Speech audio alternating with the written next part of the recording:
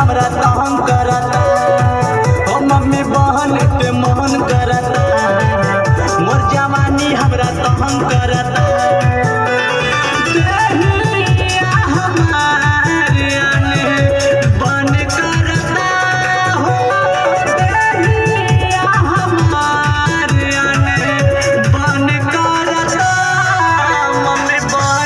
मन करता मोर जवानी हमरा तंग करता, ओ मम्मी बहन के मन करता, मोर जवानी हमरा तंग करता।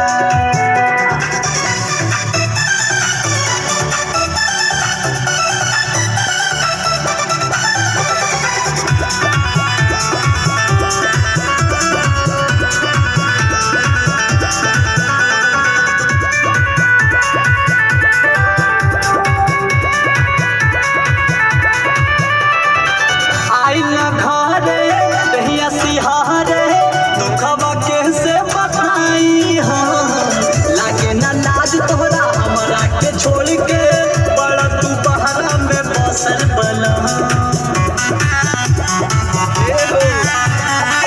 आइला घरे दहिया सिहारे दुखवा कैसे बताई लागे ना लाज तोरा हमरा के छोड़ के बड़ा तू बहरा में बसल बला। भाई बात छुहारा मोरे बदन का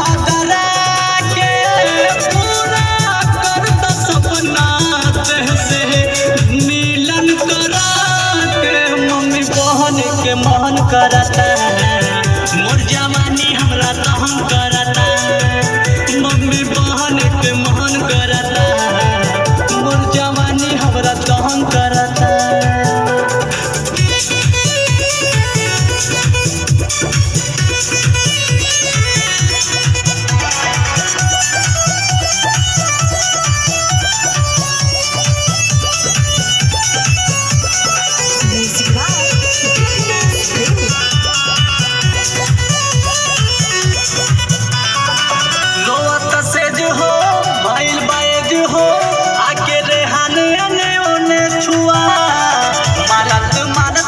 कैसे मनाई आके राज पिया हम पे मुआ,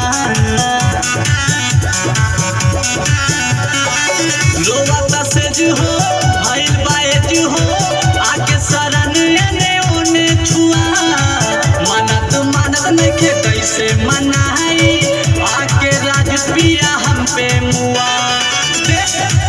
बाल रहिया हम आसरा धरा